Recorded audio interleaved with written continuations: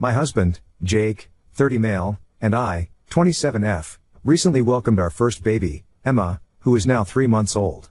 As most new parents know, it's been a challenging time, filled with sleepless nights and endless diaper changes. I'm on maternity leave, so I'm home with Emma all day, but I still need help from Jake, especially during the night. Jake works from home and is a huge gamer. He spends most of his free time playing online games with his friends.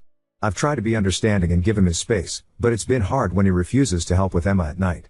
I've asked him multiple times to take turns getting up with her, but he always says he's too tired or that he has an important game. Breastfeeding has been particularly difficult. Emma often struggles to latch properly, leading to painful and sometimes cracked nipples. I've had mastitis twice already, which leaves me feeling feverish and in intense pain. Despite seeing me in pain, Jake just laughs it off, finding it amusing. He never offers to help during these moments, even though I'm visibly struggling and desperate for support. One night, after I'd been up with Emma for the third time and Jake was still glued to his computer, I'd had enough. I went into his office and asked him to take over so I could get some sleep. He waved me off, saying he was in the middle of a game and that I should just handle it. He added, "You're on maternity leave and free all day while I have to work, so I need time to relax. You're just sitting around doing nothing all day anyway." I was exhausted and on the verge of tears. I needed his help, but he was completely dismissive. In a moment of frustration and desperation, I walked over to the router and turned off the Wi-Fi. That's when Jake completely lost it. He stormed out of his office, screaming at me. Apparently, he and his friends were in some sort of online tournament, and they were about to win when I unplugged the Wi-Fi. He called me selfish, irresponsible, and accused me of sabotaging his one form of relaxation. He went on to say that I had no right to interfere with his me time and that I should have just waited until he was done. I calmly explained that I needed his help and that our baby was more important than his game. He refused to listen and continued to berate me, adding that I haven't even been having sex with him and that we've only had sex 4 times since Emma was born. He accused me of wanting to take everything away from him while doing nothing all day and sitting at home on my ass.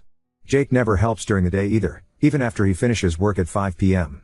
I don't expect him to help during work hours, but once he's off, he should be stepping up as a parent. Instead, he goes straight to his games, leaving me to handle everything alone. Since then, he's been sulking around the house, barely speaking to me. To make matters worse, his friends have been sending me nasty messages, calling me a crazy wife and saying I'm unreasonable. One of them even suggested that Jake should leave me because I'm too demanding. I feel like I'm losing my mind here, just trying to get a bit of support. I'm exhausted, and all I wanted was for Jake to step up and be a parent too. Instead, I'm being painted as the villain for wanting help with our newborn. Ida? Edit 1. For those saying why I married him and didn't I know this before, Jake was completely different before Emma was born. He was supportive and understanding. This behavior is new and shocking to me. Edit 2. To all those calling me the asshole, I am sorry. Your words cut deep, and I feel more hurt than I can express. I didn't turn off the Wi-Fi out of spite or because I couldn't handle my responsibilities. It was a desperate act after feeling completely unsupported and alone. I feel like I'm drowning in guilt and sadness. This time with Emma has been incredibly challenging. I'm constantly exhausted and in pain from breastfeeding. All I do is cry because I feel like such a failure. I just can't anymore. Jake works hard, and I appreciate him, but his indifference to my struggles makes me feel so isolated. I spend my days and nights in tears, wondering if I'm failing as a mother and a wife. All I've wanted is for us to share the responsibilities of parenting, especially during those late-night feedings and diaper changes that leave me feeling so drained. I've been struggling with feelings of sadness and guilt, wondering if I'm failing as a mother and a wife. It's not about controlling his downtime, it's about needing his support during this incredibly tough time. I wish you could understand the depth of loneliness and frustration I've been feeling. Your words about me being selfish and immature hit hard because I've been questioning myself constantly. I never wanted to play the victim or make Jake out to be the bad guy. All I wanted was for us to work together as a team, like we promised each other when we decided to start a family. I'm sorry if my actions hurt anyone, including Jake and his friends. I was overwhelmed and at my breaking point. I'm trapped in a cycle of guilt, feeling like everything is my fault. I never wanted to hurt anyone, I just don't know how to cope anymore. I'm not trying to be selfish, I'm just trying to survive. Edit 3. A lot of people are saying I am making breastfeeding a huge deal and millions of moms do it too, but mastitis isn't just a minor inconvenience, it's an excruciating, throbbing pain that feels like shards of glass stabbing into my breasts with every suckle. Sometimes, the pain is so intense that I cry silently while Emma feeds and I have to bury my face in a pillow to muffle my cries because Jake has made it clear that my suffering is a nuisance to him. He says he is either working, gaming, or sleeping, so I should not disturb him. And some people are saying that even if this happens to me then WTF should he do here? Do I expect him to grow a breast and feed Emma? But no, I am not expecting him to do that, I just want him to support me. He never offers to help during these moments, even though I'm in tears and desperately in need of support. Relevant comments. Comments: Mistress Lida NTA sex 4 times, with a 3-month-old? Considering that one is not supposed to have intercourse at all the first 6 weeks due to infection risk. He is not painting himself in a pretty light here, at all. Fan 72. As soon as he brought up the lack of sex, it showed who he was. If you told him that you wanted sex, he would stop gaming when he came home. This has to do with you not catering to his needs. You need to really think about if you want your daughter to be raised in a house where her father treats her mother badly. Remember that kids learn what is acceptable behavior in relationships by watching what their parents do. Is this the kind of relationship that you would want your daughter to have? Birthday and an 08. That was the part that really sent it over the top for me. What kind of person complains about only being able to get their dick wet 4 times since their baby was born just 3 months ago? Doing the math makes him look even worse. Most women are not physically, mentally, or emotionally prepared for sexually intercourse for at least 6 to 8 weeks after creating an entirely new human being from scratch. So either he's complaining about only having sex 4 times in a month, which is a ridiculous complaint especially with a newborn in the house, or he pressured her into resuming sexually activity immediately after giving birth. Neither of those makes him the victim. Popular bonus on the mastitis. It's a shitty man who enjoys sex with a woman in pain. Z Eldapin. Saturday morning, put some bottles in the fridge. Put the baby on Jake's chest, and walk out the door. Come back 8 hours later and ask him how sitting around on his ass all day was. Forewarn the mill that this is happening so she doesn't come and rescue him. Chicks and waffles. Yup. My friend did exactly this to her pos ex-husband and he was very helpful after that. She left him for other reasons. But he stopped that BS real quick. Chance internal 5450. Husband quickly learned the hard struggle when after baby 3 he was the stay-at-home parent and I wasn't. Boy, how our relationship really got tighter then, even though it was tight before. Oop. Replying to some nasty deleted comments. I understand your perspective, but it's really not that simple. Yes, I'm home with Emma during the day, but caring for a newborn is incredibly demanding, both physically and emotionally. Jake works from home, which means he's here, but he rarely helps with anything beyond his work or his games. Even on weekends when he's not working, he's glued to his computer, gaming with his friends. He never changes diapers, dress her, or even comfort her when she's crying. It's not just about the physical tasks, it's about feeling supported and not shouldering everything on my own, when I'm already stretched thin emotionally and physically. I'm not trying to make it sound like I'm the only one making sacrifices. I appreciate that he works hard, but I'm also working hard to care for our baby without much help. It's exhausting, and it hurts to feel like I'm doing this alone. I just wish he would see how much I need him to be present, not just physically here, but emotionally too. It's not about throwing tantrums, it's about trying to get through each day without feeling completely overwhelmed and unsupported. Your words cut deep, and I feel more hurt than I can express. I didn't turn off the Wi-Fi out of spite or because I couldn't handle my responsibilities. It was a desperate act after feeling completely unsupported and alone. I feel like I'm drowning in guilt and sadness. This time with Emma has been incredibly challenging. I'm constantly exhausted and in pain from breastfeeding. All I do is cry because I feel like such a failure. Jake works hard, and I appreciate him, but his indifference to my struggles makes me feel so isolated. I spend my days and nights in tears, wondering if I'm failing as a mother and a wife. All I've wanted is for us to share the responsibilities of parenting, especially during those late-night feedings and diaper changes that leave me feeling so drained. I've been struggling with feelings of sadness and guilt, wondering if I'm failing as a mother and a wife. It's not about controlling his downtime, it's about needing his support during this incredibly tough time. I wish you could understand the depth of loneliness and frustration I've been feeling.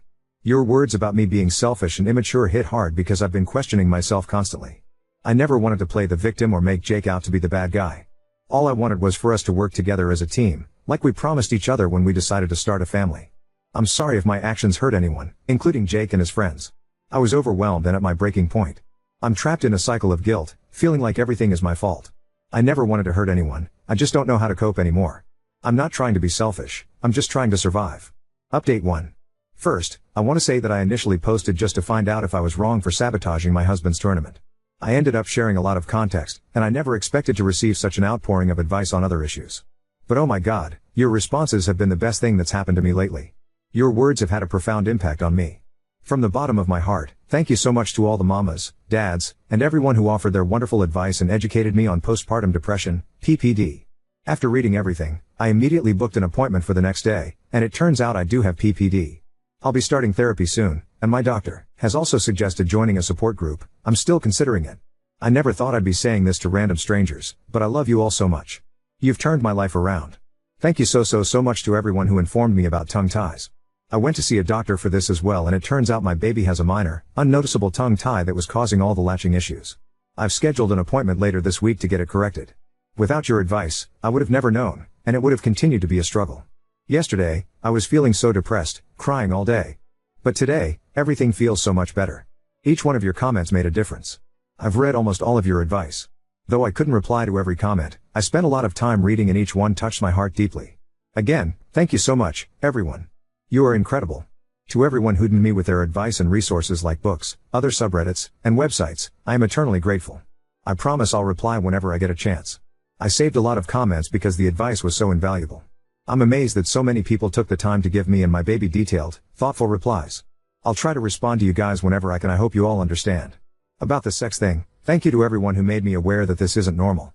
I had been feeling guilty this whole time, thinking it's already been 6 weeks and wondering why I don't want to have sex. Jake was gaslighting me into believing that my sex drive should be normal after 6 weeks and guilting me for not wanting to have sex. Each of the 4 times we did, I felt very uncomfortable, but I thought maybe it was just me. Now that everyone has shared how long their partners waited and husbands have told me how long they waited for their wives to be comfortable, it made me realize how much I've been pressured unfairly. Also, there were a few gamer people who trolled me obviously for what I did, but most of the gamer parents, especially gamer dads, came forward and shared how wonderful they are as parents and how gaming comes after their child. The first hour after I posted this, I was harassed badly, especially by this one person. His account has been deleted by the moderators now. But after that horrific hour, most people were so supportive and nice.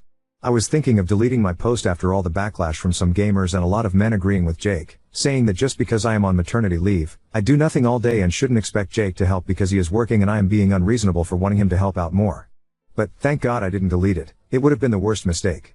Trust me, you guys, it's not just about the advice but the emotional support you gave me in a day, sitting miles away from me. My husband couldn't even give that in 3 months, being under the same roof as me. This made me feel so much better, realizing how much I needed this support. Again, thank you so much, everyone. I still cry a lot and feel an overwhelming sense of guilt, like a heavy weight pressing down on my heart.